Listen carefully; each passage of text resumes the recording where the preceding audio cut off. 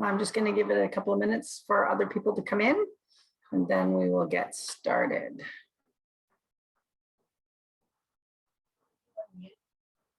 I should not be on mute. Am I on the wrong microphone? Let's see. No, I should be on the right microphone. No, you're good. You're not muted. Oh, okay. Thanks, Ashley.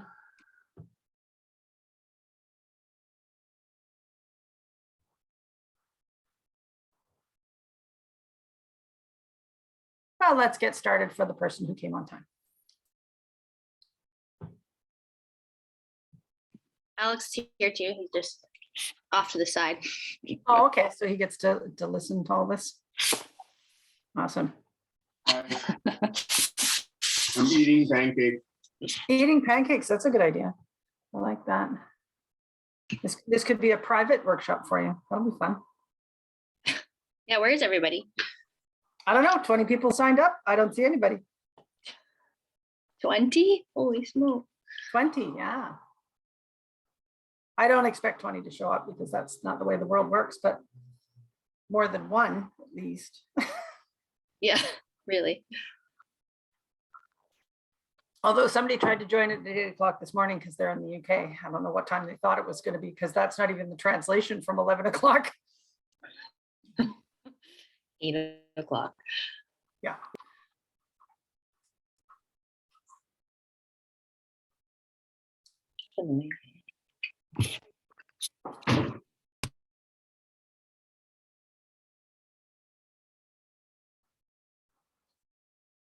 Let's see.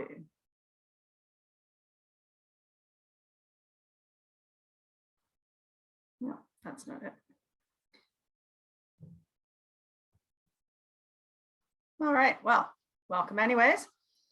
You can introduce yourself in the chat so we know where you're joining us from today, and I'm going to honor our valuable time and get started anyhow.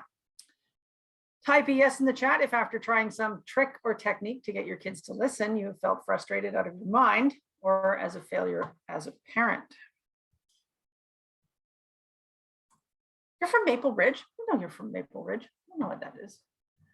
Have you tried everything and still have a child or a bunch of children who push back, resist, and forget everything they're supposed to do? Before we jump in the whole way, big yes. We just have a couple of things to keep things running smoothly. I'm boiling to death, so I'm taking off my lovely jacket. Please add your questions as we go along in the chat to make sure they're answered at the end.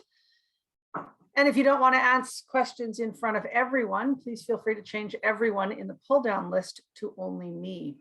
I will read it anonymously when we get to the Q&A. Maybe I'll say that again for this new person.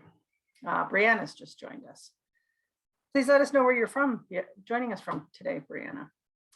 Please keep your cameras on so I can see your lovely faces, and mute your mics to reduce the background sounds to stop from interfering with everyone's hearing. You'll need a piece of paper or a journal and something to write with, or a fresh document to take notes and do the exercise. Do take notes or screenshots or both.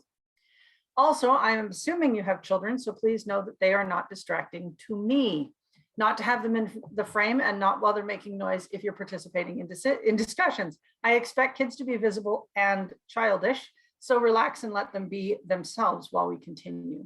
There will be a replay, so if you miss anything, you will catch it later. Make sure you stay on to the end so you can grab your copy of the bonus checklist, 7 biggest parenting fails that will backfire and create resistance, no matter how popular they are. Today, you're going to discover the key steps to getting to live with happy, cooperative kids. And I mean yours, not shopping around to replace your kids with somebody else's, and not using threats or bribes because they don't really work.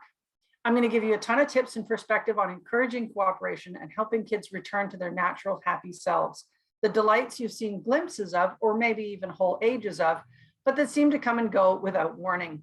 So you will know the direction to go in to find your happy, peaceful family, the one you have now, not someone you've lost in the forest along the way. When my first baby was a few months old, I met up with my cousin and her husband. And after we oohed and awed over how adorable babies are for a little while, the conversation turned to parenting advice. Her husband said, you can't read any parenting books because they all have their own opinions and nobody agrees with each other, and you can't do everything. I have been a voracious reader since I discovered the magic of other worlds and more information that is pressed between two covers and stacked neatly on library shelves. To say that I read all of the parenting books is putting it mildly. I also read all the sci-fi books written before about 1980, everything from Agatha Christie and Terry Pratchett, and math, psychology, neurobiology, physics, history, anthropology, home repair, renovation, computers, medicine, nutrition, organization, and quite a lot about cooking. Now I am an exceptionally weird cook. I rarely follow the whole recipe for anything, and I've been known to try all manner of oddities from all over the world. But the parenting books. Oh, if you want a short history in behaviorism, parenting books are your library. Something about kids makes people seem eager to grab hold of the #1 way to get dogs to drool.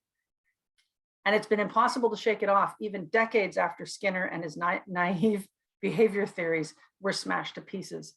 Yes, you can get a dog to drool on cue. No, you can't bribe a child into thinking doing the dishes is fun. But back to my story. When my kids were little, I tried quite a lot of the very convincing sounding threats and bribes advice, including timeouts and sticker charts and dessert after dinner, because they're better than spanking and taking away their food, right?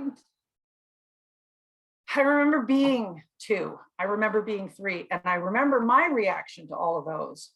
And then I was standing there watching my beautiful, perfect daughter's open and eager face shut down and turn away after I successfully got her to do something I wanted her to do. I'm not always a fast learner, but that reaction hit me hard. It crushed something delicate and precious. She had been there right with me, connected and sweet, and then suddenly she was gone, shut off in an instant.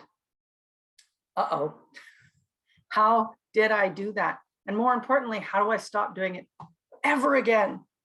After a lot of reading and thinking, I did it. I found the strategies and approaches to parenting that keeps the bright sparks within our kids shining, and I'm going to share them with you.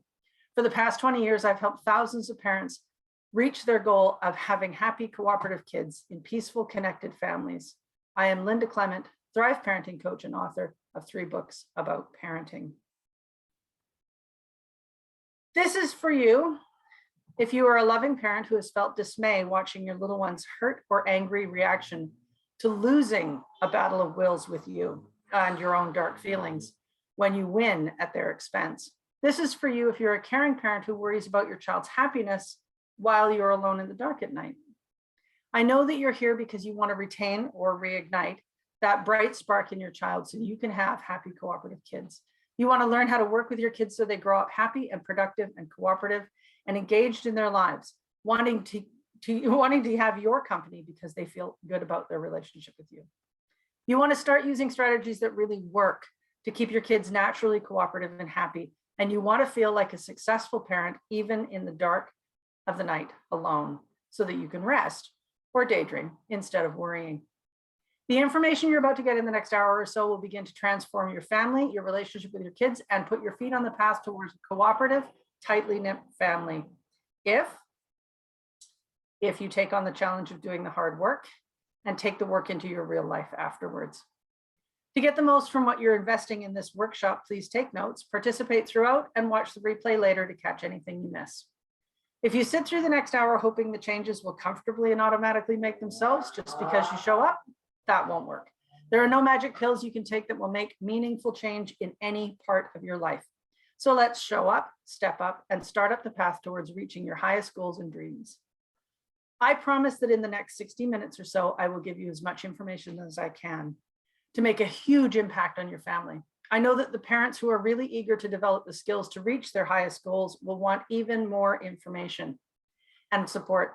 Don't worry, I've got you. Before I wrap up, I promise I will share that with you, how you can get more. Is that okay? Dark times are coming. Have you ever noticed how common it is in parenting talks when asking for advice and support from others, how nice everybody is? I love when I have to change mice because I've got 2 computers here. I'll try to do it with the first one. Oh, that's just me. Parents live and online ask things like this. And kind, loving, gentle, helpful people jump in with things like, "You've got this. You're an amazing parent." Or you express your dismay or guilt over a tactic that you tried that has nasty side effects, and kind, loving, gentle people with helpful things say, they'll be fine. Kids are resilient. They survive. Don't be so hard on yourself. They'll forget all about it. They'll outgrow it. They'll forgive you. Years ago, a friend of mine went through a rather nasty divorce. And during that divorce, she went through a course called the divorce course. And while they were sitting around in this group, one of the women started sobbing uncontrollably, and another woman tried to give her a tissue and a hug. And the guy who was leading the divorce course grabbed her and took her, the woman who tried to hug her, out into the hall and said, you are actively interfering with this woman's ability to process her emotions about this. And you're not doing it for her, you're doing it for you. You're trying to stop her from crying because it makes you uncomfortable. And that's the same thing that's happening online and live when people say, just stop having this emotion near me, please. You're amazing, we're fantastic. Okay, you're amazing, you're fantastic. But what we really need is somebody who can hear us when we say, this is not working. We need to say, stop trying to make me feel better and give me a strategy that works. This is where you find out that nearly everybody simply believes this. There is no fix. It's just how it is. It can't work. Kids are naturally ogres. There's nothing you can do except these few hard and ineffective things that barely work. The fatalism and the defeatist beliefs, the powerlessness and the solidarity, we're all equally guilty. So if we cheer each other on indiscriminately, we can patch it over with paper and tape. It's just not helpful. Back in the 90s, there was an author who wrote about healthy marriages, and she used this funny prop on stage to talk about what happens in so many families. Here's your 3 kids. They're all healthy and lovely plants that have been nourished with what they need, watered, given light, pruned, repotted as needed, fertilized. They're beautiful and lush. And then she brought out a plant in serious need of help. So here's the kid who won't listen to anyone. And then she brought out a pot with a stick and a few dried leaves and said, it's dead. This relationship is too far gone to rescue, but the participants are not owning up. Whoops, back up, back up. So she put a bow on the plant. Everything's fine. Those helpful, nice, kind, justifying, defending, freaked out people are trying to stick a bow on your parenting. So you all have the same bows. Merry Christmas. It feels great for a few minutes. Like, yes, I am part of Team Amazing Parents, and all these amazing parents validate that I am doing fine. And then in the dark of the night, you worry and you can see the tiny telling details popping up. The anxious or determined child who cannot be convinced that school is fun or dentists are fun or toothbrushing is fun, even with sickly sweet flavored toothpastes and cartoon characters on every available surface. The eyes that look at you with hurt and weariness when you walk into the room. The happy, proud smiles when they brought you a posy of freshly picked flowers and all the leaves off of your baby lilac tree that will now die. And the smiles that are turned to defeated sorrow and downcast eyes when you freak out because the lilac tree is going to die. So you're probably wondering why I'm trying so hard to make you feel uncomfortable about your family when you came here to learn how to get happy and cooperative kids. My favorite expert on trauma says that there are 2 things we must do to heal our shame and hurt in our lives. And it applies here as well. The first one is we have to grow up. And in order to do that, we have to do the second one, which is accept reality as it actually is, without any of the glitter or painted on rainbows or baseless reassurance that everything is fine, because we know it's not fine. And we can't fix what we keep shoveling toxic positivity onto. Here's your pretty red bow. This part hurts. I did warn you. The thing about this kind of pain, though, is that it's called clean pain. It's like a cut with a very sharp knife. Hurts like a very bad word, but it's easy to heal. It's not the jagged, half-healed, slightly infected wounds that the bows are covering. The pain that's avoided until it stabs again, that's too complicated to join the edges back up neatly. And if it ever really heals, it's going to make a big lumpy scar. That's dirty pain from the wounds that we pick up at night when we are criticizing ourselves or trying to force ourselves back to sleep, remembering the platitudes of Team Amazing that somehow feel really weak and irrelevant in the dark of the night. As I said, dark times are coming. Now, I love you and I want to help, I really do. But if I keep talking the whole time, I will leave feeling great about myself and you might leave feeling great about me, but we are not here for me. Fair warning is fair preparation, and this is a workshop. So you're going to get to do some work. Let's take a look at the first exercise. In your journal or wherever, please answer these questions. Feel free to screenshot it. I nearly ended the meeting. That would have been funny. If you can't read, if you can't share, if you can't keep up with the questions or write fast enough. That one. Use that mouse. Oh, right. I forgot about that. Be nice to your kids' parents. They're nice people and they deserve kindness. And after that, scroll back down here. Not quite sure how I did that. There we go. All right. Pretty sure I turned that off. How did I miss a slide? There's a slide missing. I'm going to escape this because that is not right. Where did the one go? This one. That's the one I want.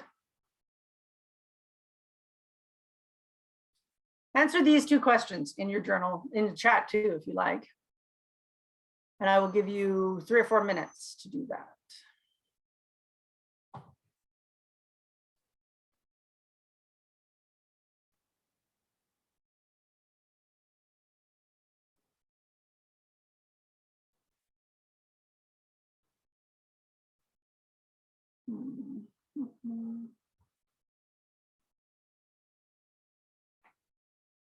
Between kid pickups.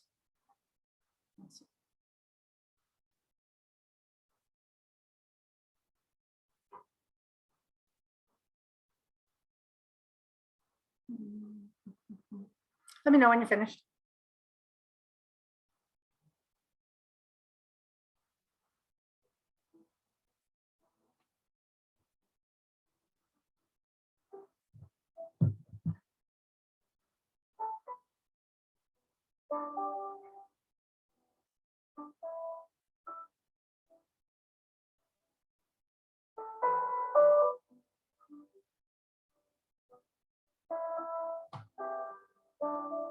Like Alex isn't playing.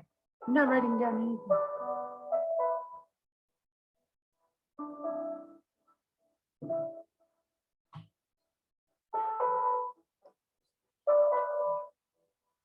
We want them to remember. Okay. Let's stop that. All right. How did you feel about this question? You can unmute yourself and answer. How did you feel about the question? I don't know, really. It's a tough one. There's a lot of things that you want, but trying to articulate them all into one concise statement is pretty challenging. And also, and like prioritizing them too, right? Mm-hmm. Yeah. Yeah, that second question was easy or hard to answer. I'm still trying to use the wrong mouse. That's good. On a scale of 1 to 10, how close to the goal do you think you have been working? Some maybe more than others. Minus what? I mean, I'd say number 1, we're closer to like I'd say like 6 out of 10. Awesome. yeah. I mean, they're still really young, so we've got lots of time still to create that environment and make sure that they appreciate it and they understand it and they get to experience it. Number 2, I would say we're probably more like 3 or 4, just because they're so young. Like, I don't think that they don't. Can't teach them You anything. can't teach. They can't really comprehend that right now. So yeah, it's not that Yeah. we're not doing a good job of it. I just think it's a long way to go still. I think that they're a couple of years off of being able to. Do you know Erin Scarlett, who runs Fountainhead? She was concerned Sounds about good. her under 2-year-old. I think he was 18 or 20 months old at the time. And she was concerned because he wasn't rational. And I told her that, you know, they're not rational until they're like 5 or 6 at least. And before that, they're just, you know, kind of little crazy maniacs, and you can't really talk them into anything or talk them out of anything, or never have an argument about whether or not Aerosmith is a girl because they have long hair. It's just not, it's not an argument worth having. And if you can sort of keep it in mind that they're not really rational enough to argue with, when you're, arguing with them. It can really help calm things down. She said it was a lifesaver. There's an amazing number of things. She's just like, nope, he's not rational yet. I'm not going to bother. That's all Well, the even just difference in the that tip that you gave us the other day about how she can't do a don't, like she's already been so much better, like 100% better. Like, leave that alone, Rye. Okay. She just walks away and we're like, what just happened here? last week it was like, don't do that. Don't do that. Stop touching it. Rye, don't touch the blinds. Rye, stop touching the blinds. And then like snap. And then she's screaming and then I'm crying. And it's just like, why won't she listen? She hasn't got anything to listen to. You haven't been clear at all. Is there anything you discovered doing these 2 questions that surprised you?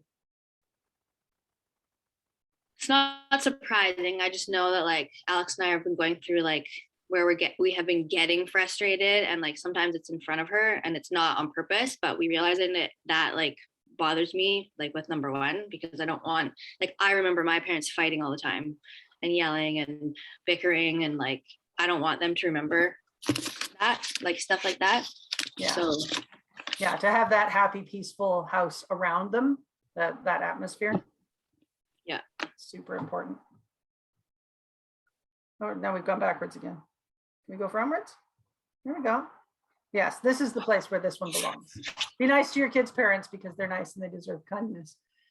Don't beat yourself up too much about this because you can only start where you are, and it's very important to be yourself and to recognize that as you get better, you will do better. We can really sink into a hole of all the things we should have done and all the things we shouldn't have done. But as a friend, a roommate pointed out, the only place shoulds belong is in the should have been, which was the label on their garbage can. When you know better, you do better, and knowing what your real goals are is a great step towards doing better. So now that's number 1 on our 5 keys to happy and cooperative children. Clarify your goals.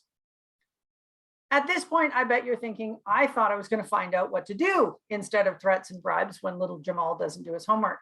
That means it's time for me to come clean about something that most of my clients figure out eventually. This is never going to be about what to do when little Maria won't eat her peas. This is a genuinely sideline issue. I look at it this way. If you can figure out a system where you can sell wonky seeds, the kind that sort of grows sometimes, but not very well, and always kind of twisted and prone to disease, and then sell special water for its problems and fertilizer to fix its absorption issues and treatment for the mildew that was baked onto it, the plant survives barely, but it is sold with a guarantee that you will be selling pre-scheduled solutions for a couple of decades. So the seed seller gets to harvest from the same plant years and years and years and years. It's called farming. That's what a lot of experts do with great confidence and no small measure of, oh, those poor silly parents haven't got a clue, the poor old dears. They swoop in and sort of fix a presenting problem a little bit with something that is guaranteed to cause more problems later. Because to mix a metaphor horribly, they're building a foundation out of sand. The sand, or the wonky seed that can't grow healthy, is that they're selling the whole deranged idea that a parent's primary job from birth to launch is to control their kids with tactics and strategies and tools in a toolbox that they just happen to sell for ever increasing amounts of money. You loved the book, here's the seminar. You enjoyed the seminar, here's a 2-week program. You loved the program, here's one for toddlers and teenagers and 4-year-olds and tantruming 6-year-olds and explosive 8-year-olds and oh my God, tweens, and the month-long retreat for dealing with the dreaded teens in a summer camp for the kids while you're there. I noticed this first with a religious-based program that did a lot of advertising when my kids were young. They had the answer to all the sleeping and baby woes. The solution would straighten up those misbegotten children and guarantee they'd fly right. As the twig is bent, so grows the tree. And still not working. Hey, you must be doing something wrong. Here's the teen program. I knew people took all of it, and somehow they still had teens who didn't listen or obey, and kids who wouldn't do their homework and chores, be seen and not heard, or whatever it was they were convinced children were supposed to be here on earth for. As you may have already guessed, I find this a little ineffective, however lucrative it may be, so I won't play. My way is nowhere near as lucrative, but parents get so much more out of coaching when it's hunting for the whole answer rather than farming for a lot of opportunities to buy a bunch of stuff that barely works. I know how much parents would love to have a know-it-all sell them the playbook, so when the opposition does a back hook overlay, they know to do a round back understep so they can win. Parents are supposed to be on the same side as their children. This game can't be won the way it's played. Okay, now I'll lay off the metaphors. I'm going to tell you a story. This is one of my favorite stories of horrible things that happen when one of the people I knew was seriously invested in the do this, do that, ta-da program. And they had a redheaded girl who was the absolute exponential value of her two redheaded parents. You have not met stubborn until you meet these three redheads. The parents were absolutely convinced that it was their job to direct and cajole and command and coerce and control this little girl into exactly how she was supposed to be, according to all those rules that all people must follow. And the girl was 100% down to react as people do, even in the face of mortal danger, to resist feeling oppressed, unheard, and unseen with every fiber of her body. What I love about this story is I was a total bystander witness. This was a neighbor of a good friend of mine. And I'd already figured this out. If you push humans, they will push back at every age, every time. It's fun to try. And because there's two of you guys here, I'm going to get you to do it. One of you put your hand up. Ashley, put your hand up. Alex, put your hand on Ashley's hand. Ashley, push him. Push harder. Push harder. Oh, now see, he's taken Tai Chi. He's a cheater bug. Usually, even with quite little kids, unless they're trained, usually they'll push back. So you can actually hold your whole body weight against even a kid who's like 3. He's just a cheater.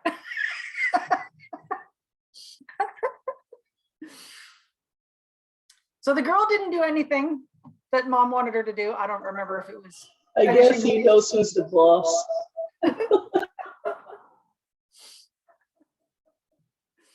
So the girl didn't do something mom ordered her to do. I don't know if it was finish her peas or do her homework or put her socks in the hamper. I don't know. Bad child didn't. So she got sent to her room in good socially accepted order. In the room, all by herself with her stuff, she very quietly took her craft scissors and very carefully cut into very tiny pieces the bridesmaid's dress she was to wear in her aunt's wedding the next day. If you are going to get into a war with a child whose entire self is invested in not losing, you will suffer. I suggest an alternative, starting with clarifying your goals. When you really know where you really want to go with your kids and their adulthood, it's a whole lot easier to get anywhere near it. And as you know, I have yet to meet a parent who has a child so furious that they diligently ruin a major part of their aunt's wedding anywhere on their list of goals for their children. Enough about goals. I suspect it's just about time for you guys to do some more working. Take a fresh piece of paper or a new page in your journal and make a line down the middle of the page so you have 2 columns, and then make a line across the middle so you have 4 quadrants. In the top and bottom left quadrant, that would be your left. Is this your left? I can't tell. In the top and bottom left quadrants, and in the chat if you feel like it, briefly write down the last 2 things you asked your child to do that didn't work. One situation in each section: homework, chores, bathing, brushing teeth, going to bed, whatever. For each of them, as close as you can remember, also write down what you asked, the actual words, including any or else or explanations or so you can kind of conditions. If you remember a bit of the situation, what they were doing, where you were in relation to them, in the same room, at the table, in a different room, and your tone of voice. Finally, and don't worry about remembering all these questions, there will be a slide for this. Can you remember what you were thinking before you asked or after they responded or ignored you? Just a brief synopsis of your reaction. You may have to continue each quadrant onto the second page, but keep the top information with the top section and the bottom information with the bottom situation so you can keep clear what you're dealing with as we go through the exercise.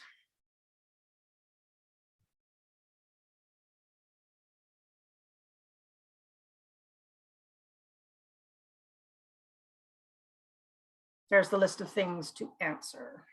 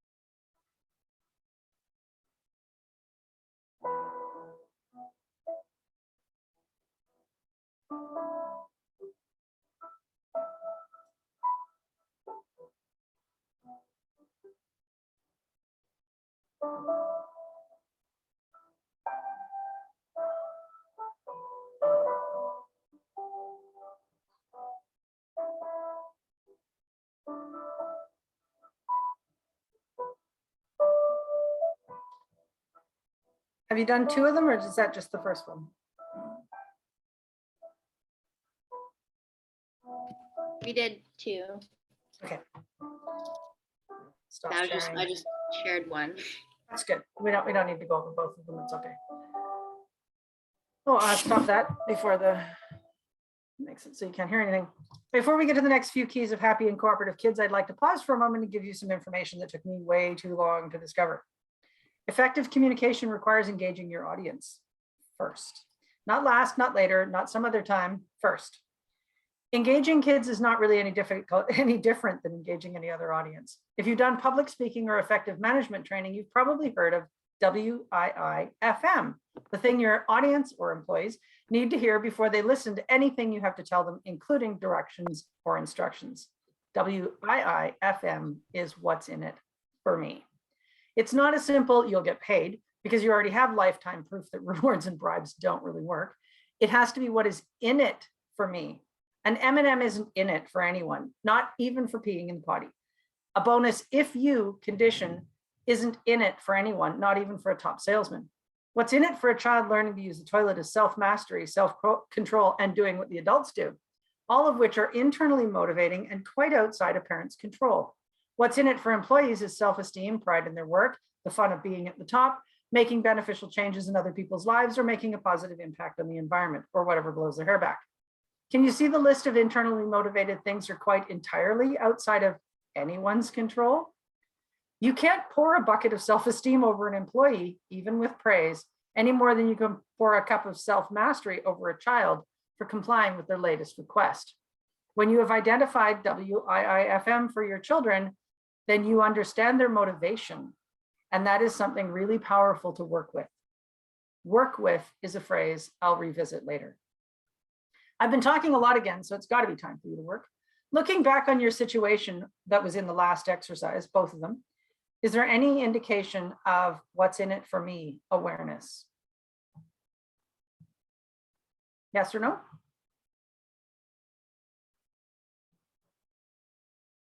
Oh, good. Awesome. Make a note of that in the right quadrant next to the situation. Yes or no to WIIFM awareness. Also, you may have noticed an opportunity that you can see in how to alter your request next time. Make a note of that in the right quadrant as well. If you'd like to share any missed opportunities here that you have identified in the chat already, your discovery might help people watching this later. Would you do something differently there? Yes. So WIIFM kind of applies to everything, especially the number 2 key in happy and cooperative kids. Connect before correct. When I was having my kitchen renovated, the designer shared a wonderful phrase for, let's call it less than stellar design that was already in place. She said, this is an opportunity space. So instead of thinking, what did mom do wrong? Let's shift to thinking, what is the opportunity space here for something more effective? As I said pretty early on, I'm not going to tell you how to get little Safi to wear a coat when it's cold. What I'm going to do is take your brain out of your head, turn it over, spin it 180 degrees and put it back in. That is, I'm going to give you a totally different perspective on the entire issue. so you can see more effective tools as a parent and have happier and more cooperative kids as well. So let's talk about another opportunity space in the situation you've already written about. I'm easily amused, and one of the things that I laugh a lot about is parents doing the same thing that isn't working 80 times in a row. Even when my kids were little, I loved sitting on a park bench somewhere near another parent who was sitting on a park bench, who was yelling, "Get over here right now, get over here, get over here, get over here, get over here," like a million times. Now, my dad was a fantastically successful professional football coach from the couch in our living room. And sadly, it didn't affect the players' ability. Shouting at people who are engaged in other things is ineffective, and it doesn't direct them. When you look at your situation in your journal, what indications do you see that you had your child's full attention at all before making the request? Please share in the chat and make a note in the right quadrant. Attention gained before directing, yes or no? This is an opportunity space to notice when you're not getting your kids' attention before engaging your audience. While we live fully present in our own minds, I'm inclined to share an observation of a friend. She noticed that another friend was inclined to have a complete spaz by the time she said something like, put your laundry off your floor in your bedroom into the laundry. She noticed the chores needed to be done probably instantly. First sock hits the ground, she's like, ugh, that belongs in the laundry bin. So by the time there was 35 pieces of clothing on the floor, she was having an international emergency in her head. So the first time she said it out loud, she said it screaming. So she goes from 0 to a million, according to everybody else around her, because they haven't experienced that buildup. It's very unhelpful. So key number 3 to happy and cooperative kids is make sure you have your full attention before giving instructions or directions, and give them instructions early rather than late. If you don't want the sock on the floor to be joined by 32 of its friends, say, please put the sock in the hamper after you've gotten their attention. Now I want to get down to the nitty-gritty of why a lot of parents' instructions fall on deaf ears, even when they have the full attention of their engaged audience. A friend of mine was sitting in our living room, and her 2-year-old was sitting on her lap with one of those little Dr. Seuss books, the hard ones. And her daughter was hitting her in the face with it over and over and over again. And what my friend said was, I don't like that. I don't like that. I don't like that, which was interesting to watch. But my brain's auto reply was, that's okay, I do. This is not helpful information. Often in an effort to be polite, parents fail to give anything like instructions or directions at all. What, by the way, was this 2-year-old expected to do with I don't like that? Fly, change into a squirrel, or eat her spinach? Let's look now at your situation from earlier for the opportunity space here. Were your directions or instructions actually clear as directions or instructions? Type yes or no in the chat.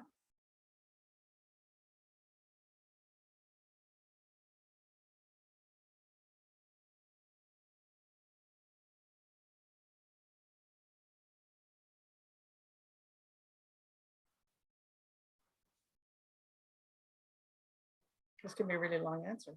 Yes, we think. Okay.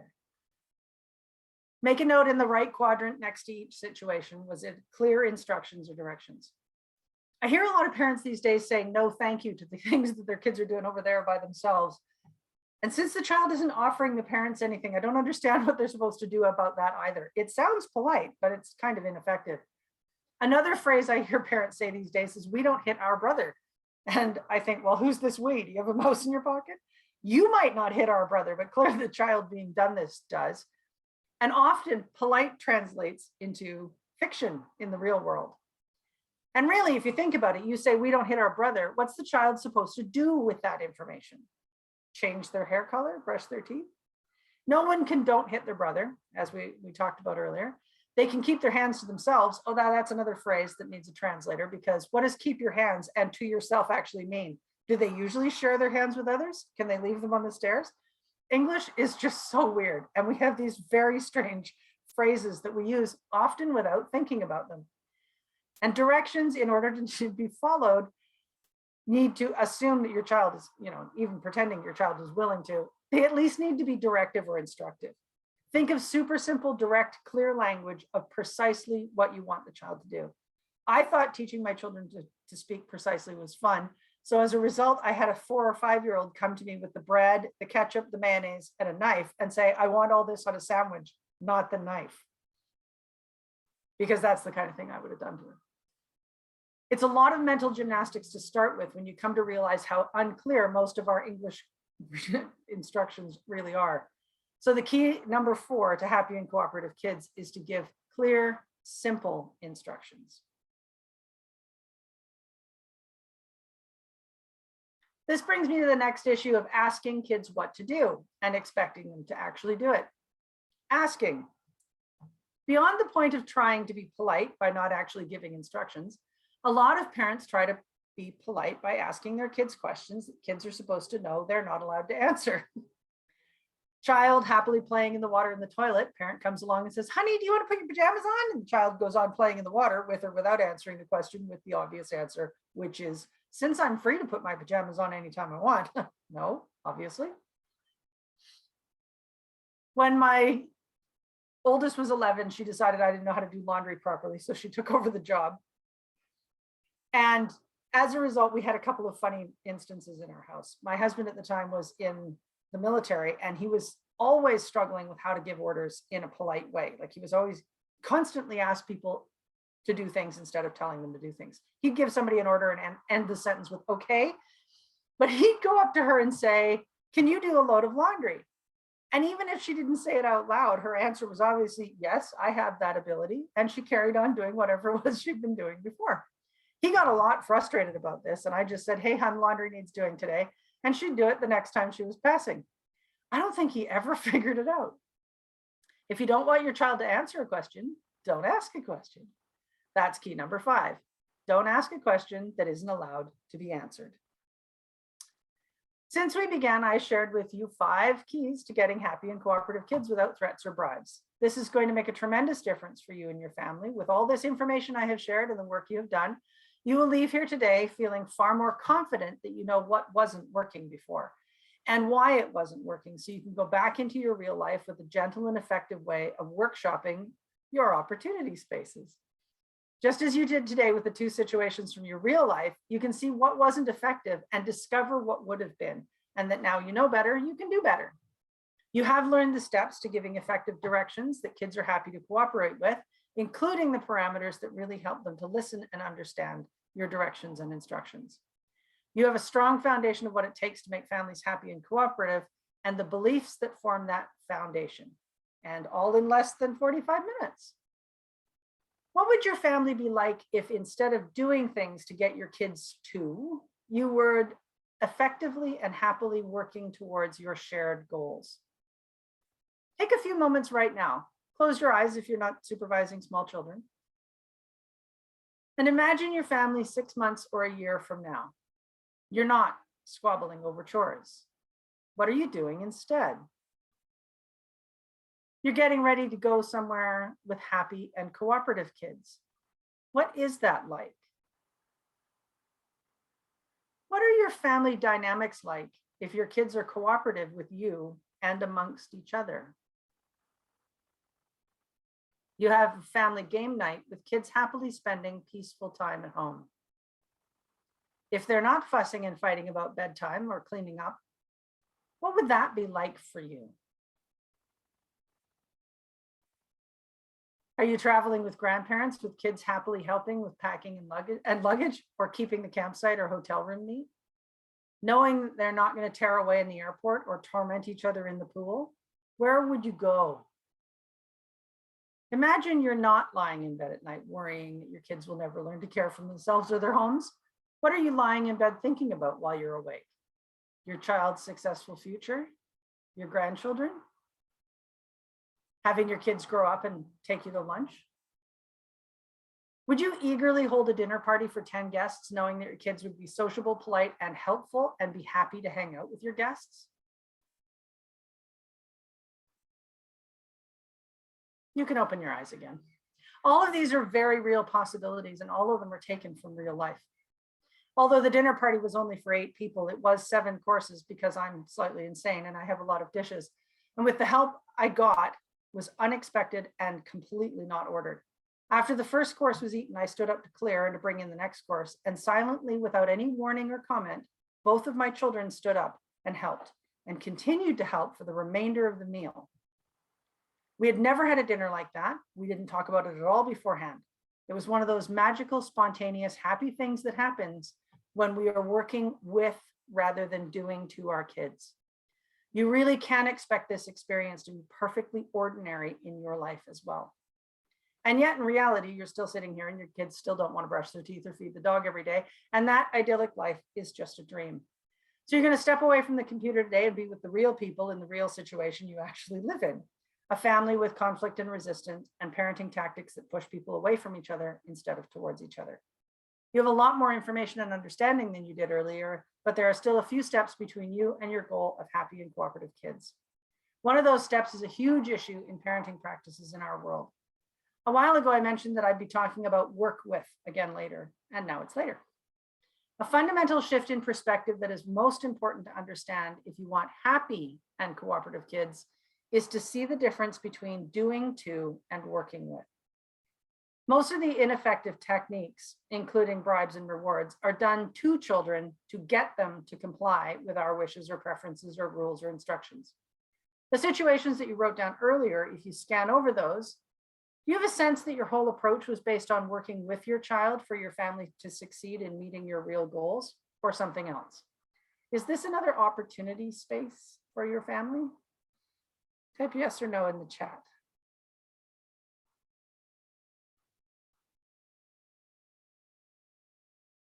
Yay! Make a note in the right quadrant next to each. Working with your kids towards your goals or no? Let's go all the way back to the beginning for the moment. If you examine your real life situations, what would you say your main goal in that situation was? Let's take a few minutes to sit with that and write it in the right-hand quadrant and the chat if you like.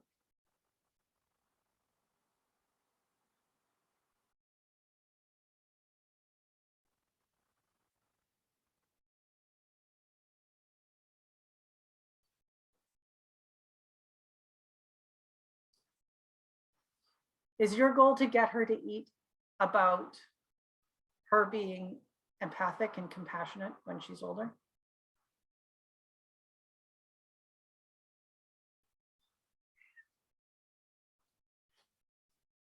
Was it fun?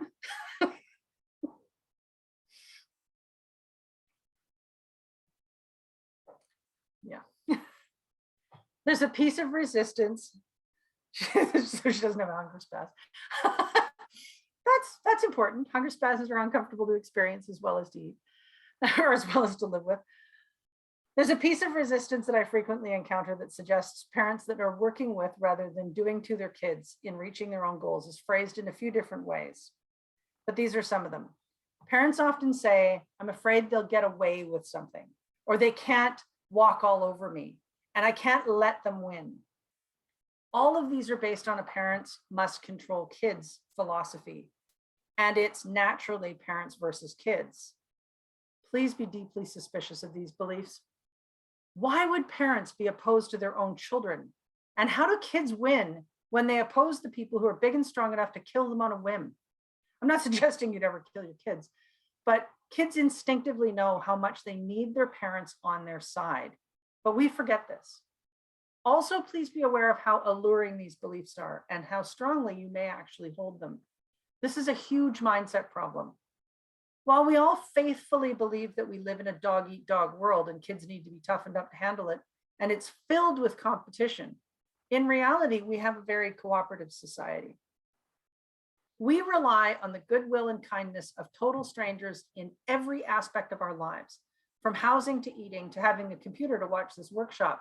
We don't make or even know what parts are involved in making and transporting 99% of what we use in an average day. And somehow, when it comes to the people we love the most, we're supposed to be competing. It doesn't make sense.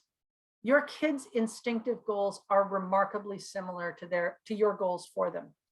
They wish to master themselves in the world they find themselves in. Once you can see that you share the same goals, they really do want to be happy and get along with you just as much as you want them to be happy and cooperative. It's much easier to leave behind the problematic beliefs about kids and families and see the truth. Rebellion is normal in our world because it is a completely rational response to being pushed and ordered around. In the real world right now, what you are experiencing as the core frustration is working against your kids rather than with them. I promised at the outset that I was here to help parents who need and want more, and for the parents who are really eager to develop the skills to reach their goals and who want information and support, I've got you. I promised to share what you can do to get even more, and I can do that now.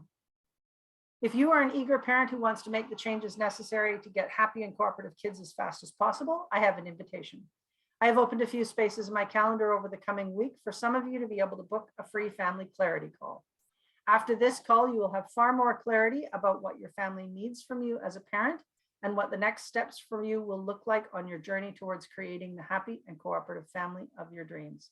We will identify your skills and information that will have the most impact on your family the fastest, so you'll be able to confidently face the real world challenges as your growing children present themselves. The clients who are the most successful in creating the common cooperative families they desire are those who quickly take the opportunity to take action and make real changes. They strive towards becoming their best selves in every area of their lives. They don't hesitate to grab a new idea that resonates and put it into practice. If you want to lock the changes you want to make into your life, I invite you to book a free family clarity call right now. As I am only one person, I can only work with a few confidential clients at a time. So I can only open 10 spaces on my calendar in the next couple of weeks. I currently have time slots on Tuesday evenings between 7 and 9 and Friday and Saturday mornings between 9 and noon. If you're really eager to get your free family clarity call and none of those times work for you or your time zone, please contact me directly and let me know what your schedule allows.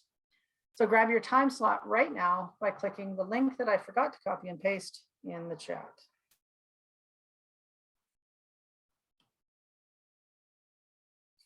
Let's see where that lives.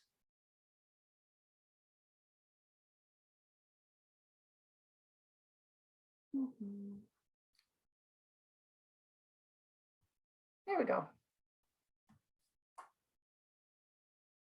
Now, before we get to Q&A, I have one last tip that is very important to help kids happily cooperate in our families. Like parents who eagerly put into practice what they know will work for them, children too have a deep desire to make the most of their lives. Far from being resistant to change, they want to do everything they can do as fast as they can. A friend's daughter, when she was about 3.5, got tired of her mom dressing her. And she stood there absolutely naked one day, refusing to be dressed, and said, "I can do it mine own self." We can tap into our kids' natural internal agenda to master themselves in the world they find themselves. It takes about 20 years to accomplish that because our world is nearly as complicated as ourselves are. And all that learning relies on a lot of development. We can retain our kids' natural eagerness to do everything we do using the tools we do with them, like our phones, by not squashing their eagerness. We squash their eagerness with things that they're not ready for. We can retain our kids' natural eagerness to do everything we want them to be able to do by not pushing their desire away. We push their desire away when we use "it's faster to do it myself" and "you don't do it good enough or my way" as reasons to keep them out of our adult work. Our brains change a lot throughout our lives. So what a 6-year-old can do has little to do with what a 12-year-old can, and even less to do with what a 20-year-old can. So another piece of advice that is super important and enough to be the bonus number 6 key to happy and cooperative kids is make sure your expectations align with their abilities. If you have any questions, please feel free to unmute yourself now.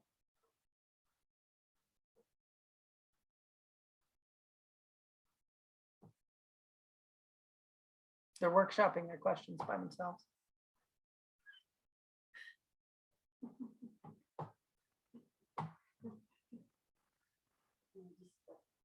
They're discussing what the questions are allowed to be.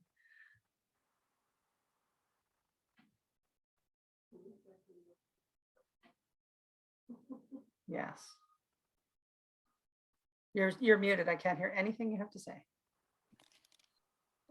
Lots of questions. Lots of questions. Go ahead. The floor is yours. I don't know. I was saying to Alex, I'm like, it's like we know what to do, but then when the moment happens, we revert back to like old behaviors. I was just saying to him, like, I noticed with Rye, if you accidentally react like strongly, she usually has a delay in her reaction. I'm like, so like, I'm like, laugh or something, or like make a funny face at her, because it actually like snaps her out of going this way, and then she goes this way, and you're like, oh, mommy didn't mean to say it like that or whatever. I don't know. I just noticed that in the last couple of days, but we're like really struggling with her eating because she had like a really weird episode the other night where we're not sure. I'm still gonna call the doctor, but we're not sure if it was like she had a panic attack or her blood sugar dropped like way too low.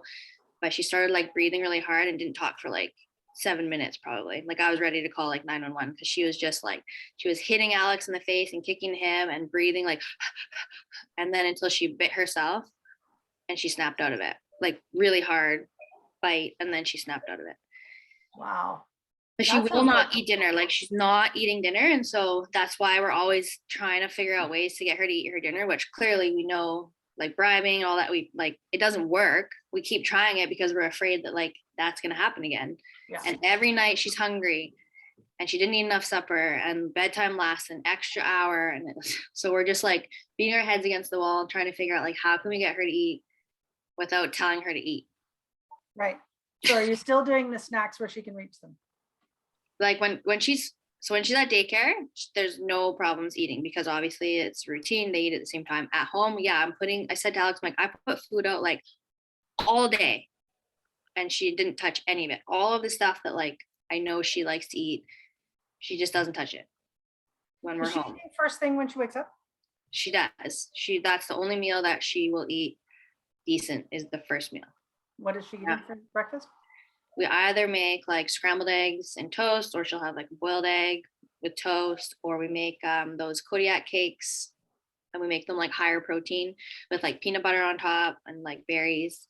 Or she loves oats, and I put like hemp seeds and walnuts and berries and that kind of stuff in them, or yogurt. But Like high fat then yogurt or? regular yeah, yogurt? like the 2% Waco Oh, yeah. yogurt or whatever. She usually just 10, eats 10 would be plain better. 10. Yeah. Okay. Yeah. Roman loves yogurt. It sounds like she's not getting enough protein and enough fat early enough. So She's that definitely she's not getting enough protein, and we're looking for carbs, and then her blood sugar's doing that thing. yeah, because she's eating like her favorite snack is like Cheerios and raisins. So she asked for that again today. So I added walnuts, almonds, and like pumpkin seeds or something to it. She didn't have an issue with it. She loves all those. But we know she's not getting enough protein, and we don't know how to like, because she's really not into eating meat. Like she will, but not Will she eat meat You're for welcome. breakfast? meat for breakfast. Mhm. I don't know. Never tried.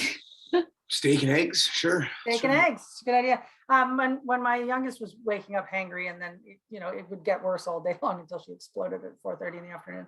The naturopath actually recommended meat for breakfast, and she said like something high fat, like chicken wings, like not like chicken. She loves meat on the bone. Like she loves ribs, which we don't eat very much, but she loves ribs, and sure. And she loves like chicken, like on the bone. Yeah. So we probably should just make more of the stuff. That's when I said to Alex, I'm like, do I just like suck at cooking? Are we making everything she hates? Like last night, Granny cooked and she made like rice and fish and whatever. Didn't eat like nothing, but she loves salmon. She'll Salmon eat for salmon. breakfast is a good idea. And Roman loves salmon. He ate like 10 ounces the other day. It was ridiculous. But yeah, like, so I think now we're trying to force her to eat because we're scared that that's going to happen again. Because that was like, And of awful. Like, course, it freaked us out so bad. we've talked before.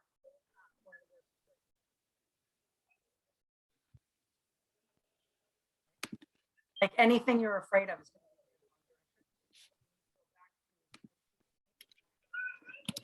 get what she needs. So I seriously recommend something much higher in fat. Probably much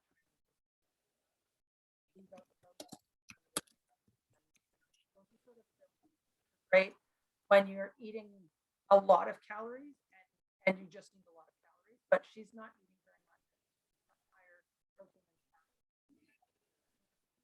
Probably for the next year because their appetite. I used to make, get the big flat of chicken wings, make them for dinner. And I was literally putting food in her mouth. Otherwise, she's just there. Here, have some chicken wings. If she likes yogurt, try higher fat.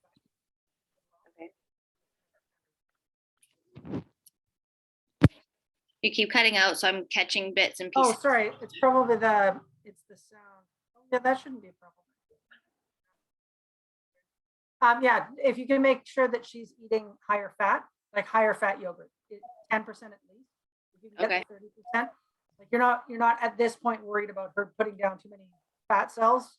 You're worried about brain development. Okay. Which is probably why she really likes them.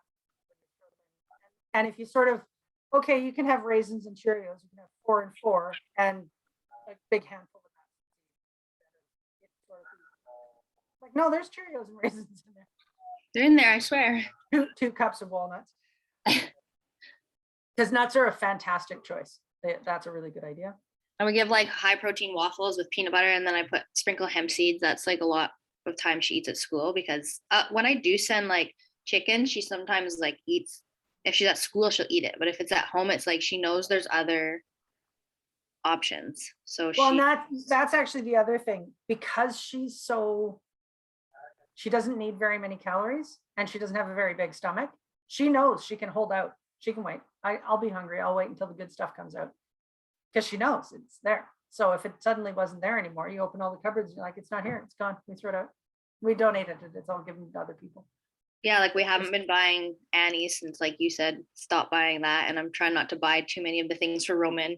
But when he's teething, those num-nums are good for him. But I just hide them up higher now so she can't see them. Yeah.